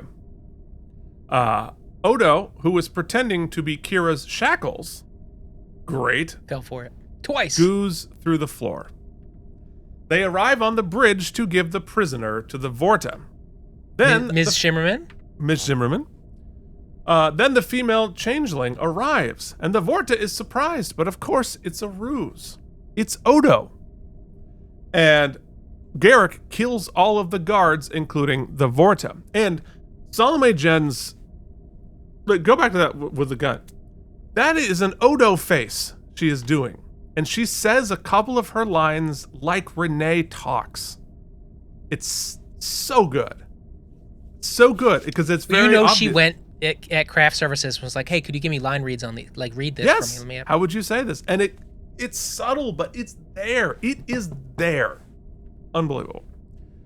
So they prepare to flood the ship with gas, but they find out the weapons haven't been installed yet, the Breen ones, so they can't leave. So in Act 5, they have to buy time without anyone knowing they stole the ship. Kira has to pretend to be a Vorta to keep their cover, and which is awesome. She does great. On Deep Space Nine, so hold on. Let me clear something up that I think we were talking, or I was talking at last night that I didn't quite understand. So, mission here is to get the weapon, and then to flood the ship. Got it. Yes. We're running out of time, right? And we should get out before we get killed. Now, Bobby Moynihan, he wants to leave just because he doesn't want to get killed. Yeah. He didn't have like an ulterior plan. No, Bobby's panicking. Okay. And he wants to get rid. He thinks that that Kira and the Federation folks are unnecessarily risking their lives, and that they should get rid of them and just. So this is a two-bird scenario for him. Yeah, I can get rid of Kira, whom he hates anyway, has a vendetta, and just get out. Who cares? And he's panicking. He's not cool under pressure. So on Deep Space Nine, Bashir is still working feverishly. when O'Brien comes in with an idea. Instead of finding Section 31, let's make Section 31 find us. Pretend that they found the cure, and you know they're going to come looking for it. Brilliant. Not only that, a quick character moment that's worth it. I know the stakes are so much bigger than this now, but here's what we've come to. Here's how they went from not liking each other at all. I think back to that episode where we were trapped on that space or that outpost. To Julian was a complete D-bag to him earlier. Granted, he didn't have any sleep or whatever, and he comes in with his roles here, and when Julian even begins to start to apologize, he's just like, "Don't worry about it. It's all good, bro." So that's the second time there's like an apology coming that we've discarded in this episode because we're so far beyond it. It's awesome. Characters are there. And we find out Keiko is still on the station because she cooked the crab rolls, and I would love some crab rolls right now. Sounds great. So we arrive at a Klingon meeting. So much happens in this episode. Holy crap. Gowron is demanding they go on yet another reckless and suicidal mission. Martok tries to talk him out of it, but Gowron eye-forces him to back down. Grr. This is when Worf gets up, and he says, "You rule without wisdom and without honor. The warriors gathered here will not say this to you, but I will. You are squandering our ships and our lives in a petty act of vengeance."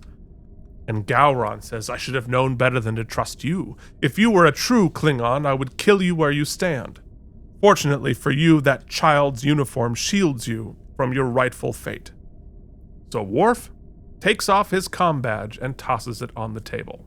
And he says, "What I say now, I say as a member of the House of Martok, not as a Starfleet officer. You have dishonored yourself and your empire. You are not worthy of leading the Council." There is only one response to that, of course. This is a challenge for the Chancellorship. And they fight.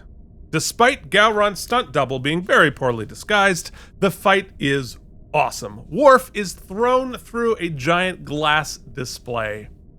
Kick-ass. Gowron goes in for the kill, and Worf disembowels him with two smaller blades. Wow. So much I didn't have in my bingo card, but this was not on there. Like a revolution regime change by death? And Worf wins? I mean... Worf kills Gowron. And then opens up his eyeballs. Which is the Klingon death ritual we know from Next Gen. All right, well, I didn't know that. I was like, that's creeps. He's like, just give me one more look at those peepers before you go.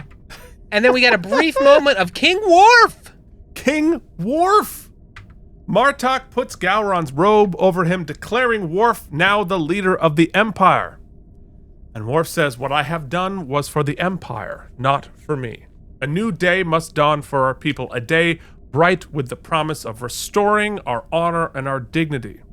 I am not the man to usher in that day, but there is a man here who can." And Martok says, "Worf, I do not seek the leadership." And Worf quotes Kalis by way of Shakespeare and says, "Great men do not seek power, they have power thrust upon them."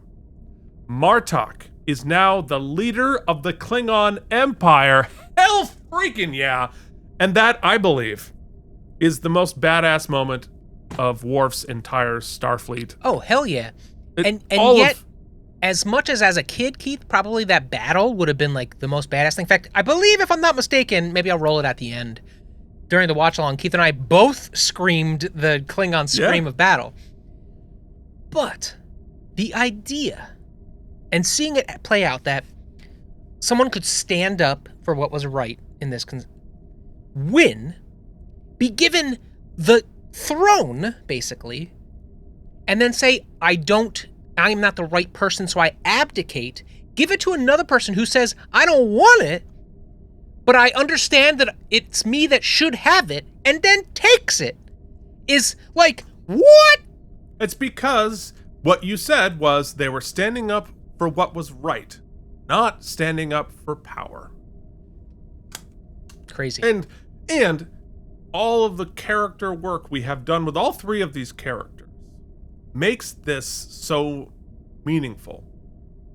If we didn't know Martok the way that we know Martok, if we didn't know Worf the way that we know Worf, if we didn't know Gowron, none of these are characters of the week. These are people we know. I guess it's not important, but just to keep up the sort of semi-facade of, ooh, what the hell?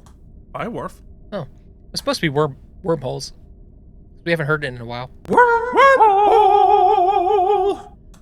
Does strain a tiny bit of credulity that, like, okay, this battle took place, right? It happened, and now there's King Worf, but, like, how do we disseminate this information now to all of Klingon? And they're all just going to be like, oh, wait, Martok's on the penny now? Cool. We buy. We're in. Because that is how their culture has operated for thousands of years. That's part of the deal. They're used to it. That's how they do elections. What's that? Think we've had a lot of this? They must have good bodyguards that nobody come and... Wouldn't everybody be challenging everybody? Yeah, well, I mean, Worf put Gowron in office by killing his rival. That's fair. And Worf so been king a couple times. Yeah. So it's like this is a whole thing. So back on the bridge of the Dominion ship, Odo collapses, and this is the actual stage directions. Almost his entire body is desiccated and flaking off. Oof. It's a horrific sight, which they executed. It is horrific. Are you sending me something, by the way? Oh, yes, yes, I will. You want to put it in the chat? Oh, sure. Good idea. Okay. Sorry. Oh, God, you just ruined it. Odo tells Kira that he's sorry. I am sending you this in the chat. See if that's probably not going to help. I don't know. See if you can work with that. Bobby Moynihan starts panicking. I'll send an email. He pulls a rifle on Kira. Garrick pulls a phaser on Bobby Moynihan. Then Damar pulls a phaser on Garrick. We have a standoff. But then we get the notification that they have finally installed the weapon. They can leave. But Bobby is not having it. And he says, Damar, shoot him. We can kill them both and keep the Breen weapon for ourselves. I believe in you, Damar. I know you're the right man to restore the empire we loyally served, the empire we loved. Together we can lead our people to greatness again. Maybe make Cardassia great again? Just aim and fire. And he does. But he kills Bobby instead. And he says, he was my friend, but his Cardassia is dead, and it won't be coming back. We have the second empire that is being killed. Rebooted. Yeah, that's what I wrote. That's what I wrote down. I want to talk about later. Like, oh yeah, we have two people declare that empires are dead and then take action to facilitate that changing of the order, which sounds like impenetrable stuff, like a movie that where you would never feel personally connected to because it's so above, like, right. But we're here, and now I feel like we're in there. We're carrying the friggin' nuclear football because they've earned us into this family. We're walking out of this episode with two empires turning over their entire, like, power structure, which has ramifications throughout the entire property. Everything. Yeah. It's fantastic. And it's just this quick little moment. It's an episode on TV, it's not a movie. And it won't be coming back. This is like when someone wins the title on Monday Night Raw, and you're like, whoa, they didn't wait for a pay-per-view? Right, exactly. Except two titles changed hands. Yes. They leave with the stolen ship. And Odo collapses. And he says to Kira, you're probably angry. Why? I hid my true condition. Odo, I've known all along. But it's not over. I'm sure Julian's working on a cure, and let's not talk about it. Just sit here with me. And that is how we end the episode. But if Mike checks his email, there is a scene that was going to be the end of the episode in a previous draft. Oh, interesting. Okay. And so, you want to be Worf or you want to be Ezri? I'll be Ezri. Okay. So, Worf and Ezri are being served drinks at Quark. Quark says a bottle of blood wine and 2 mugs. I thought you hated blood wine. It's a special occasion. Oh, maybe I should join you. Maybe not. Maybe not.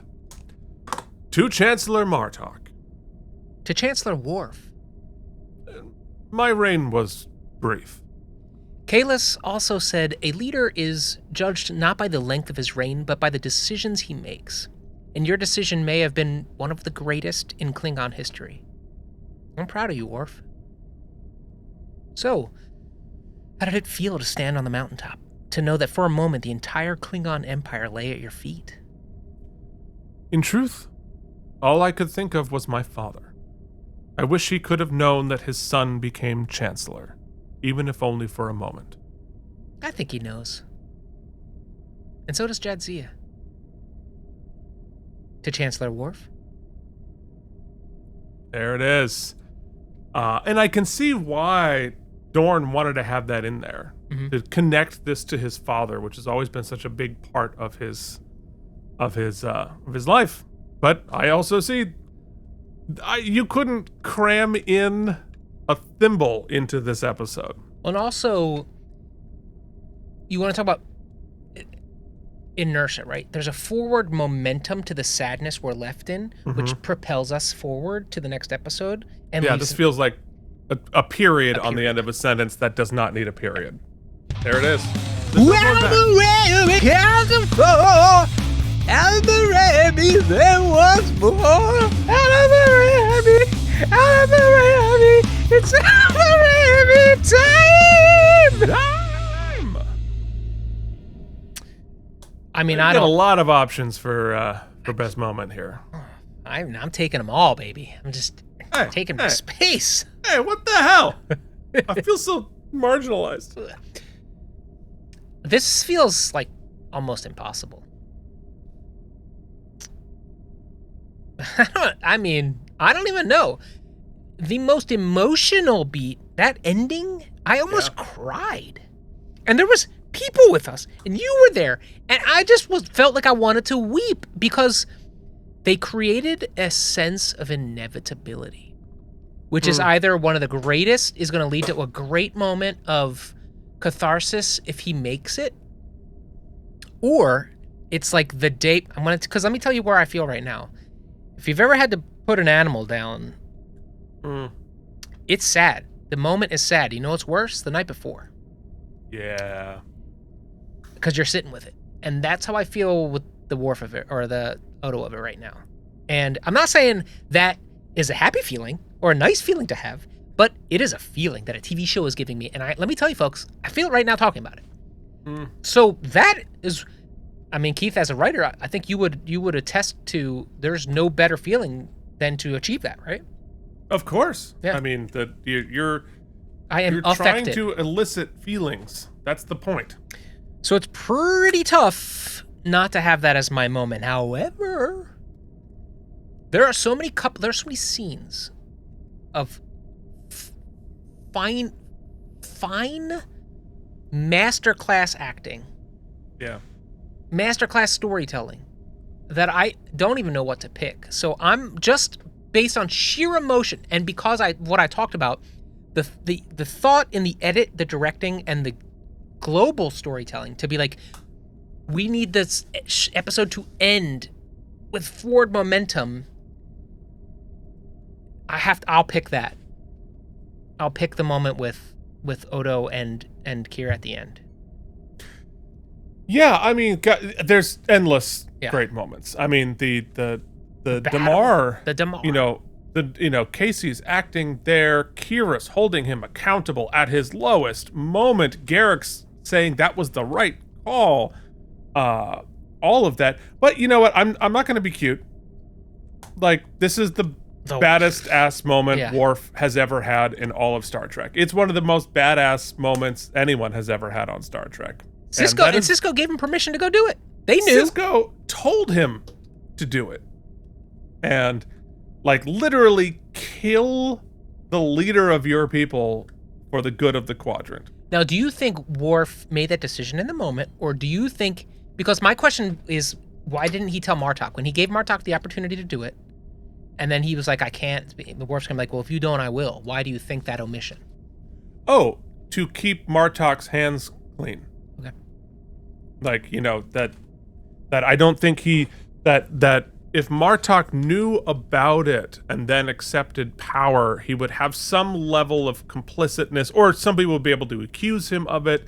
This way, he is entirely clean from that whole situation there. So, yeah, I mean, it's just badass. Great. And giving up the power, of course, obviously. So much. Okay, Proving his character. In a segment that is going to not nearly be as long as it should be because we've belabored so many other Fairly points. anticlimactic as well. Yeah. You get some stamps. Hell yeah, they are self-sealing. Here are some stamps for you.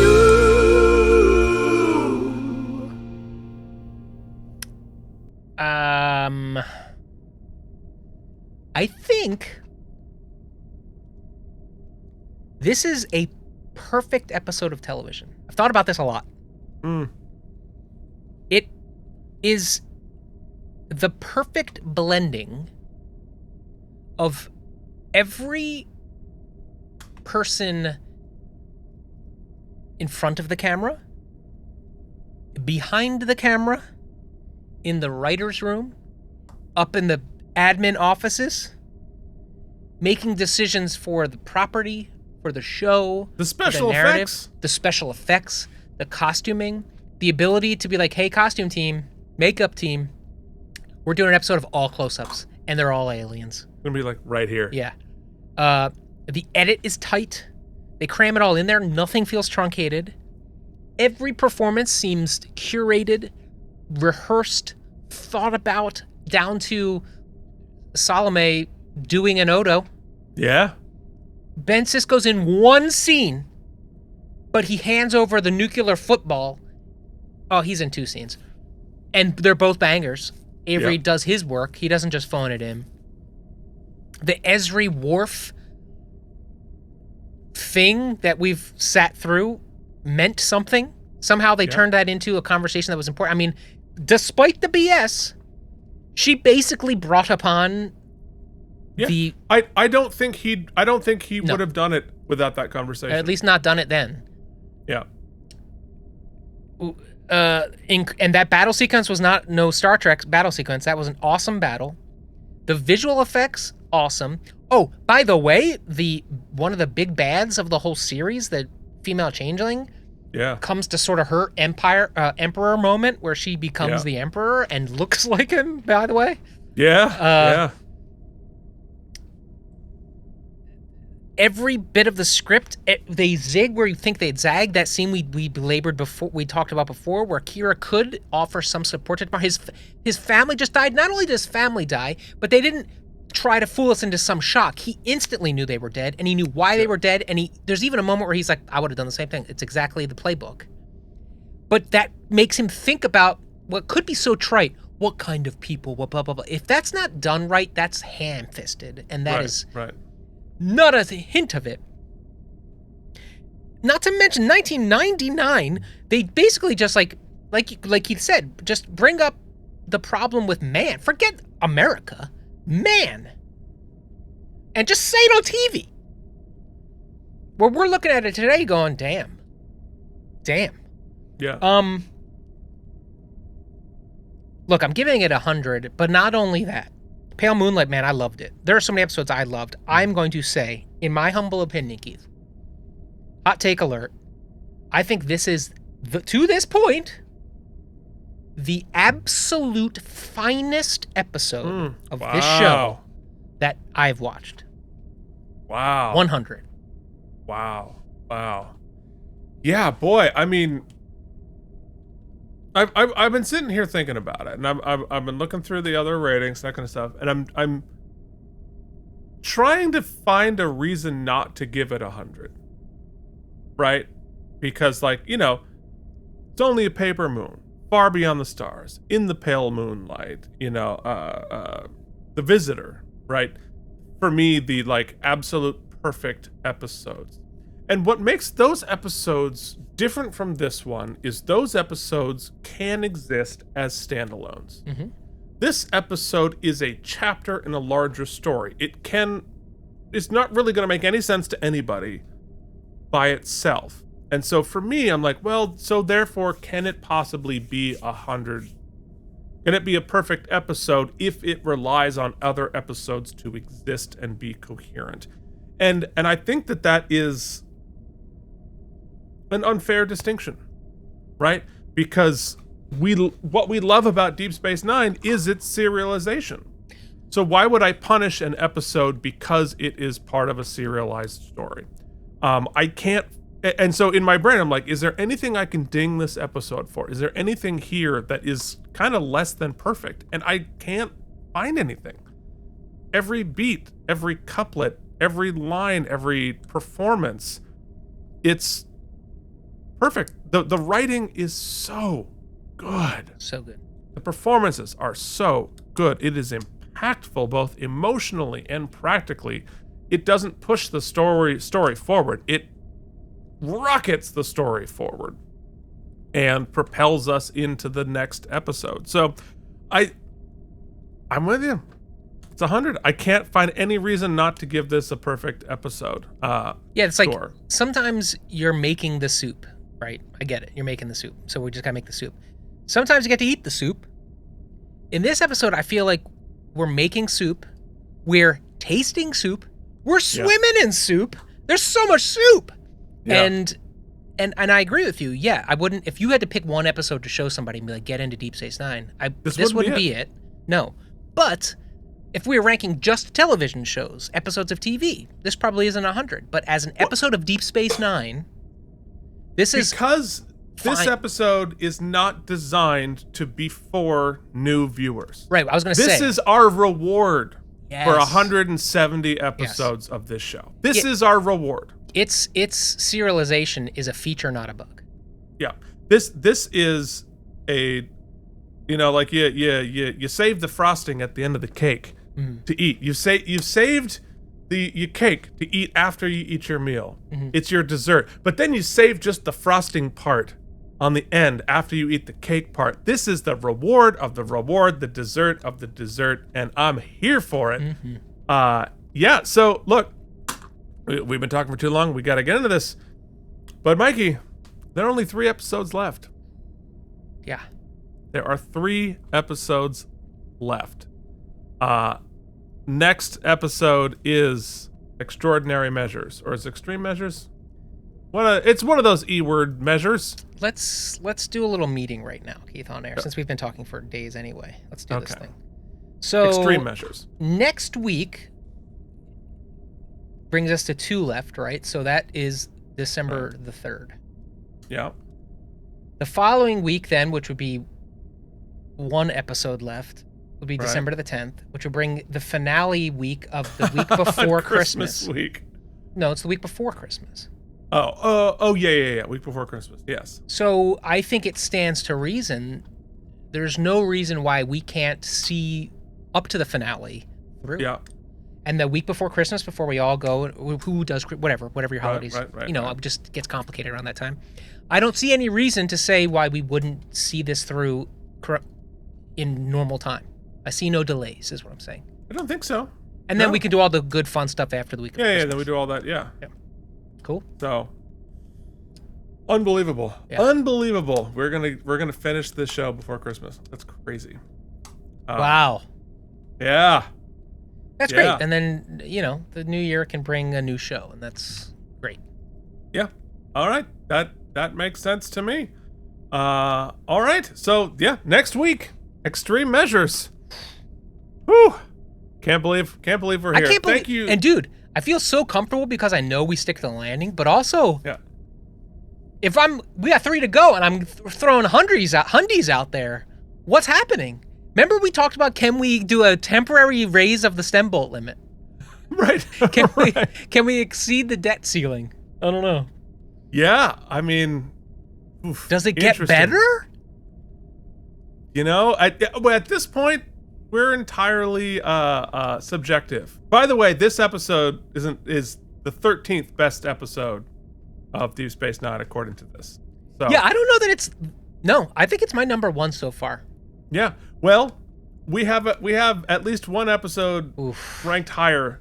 Dude, than this that's gonna be episode. a tough episode. That's gonna be. We're gonna have to wrestle with that. No, we're gonna wrestle. We're gonna wrestle. All right. Thank you so much for watching and listening to this tremendously long episode. 2 hours. We had a lot of thoughts and feelings this week, but I figured that's appropriate for the moment. We will see you back here next week with another episode of Keith and Mike Watch Deep Space Nine. Thank you for watching K&M Entertainment. If you enjoyed our particular brand of nonsense, please like and subscribe. Or become one of our patrons at patreon.com/KNM. He's really most sincerely.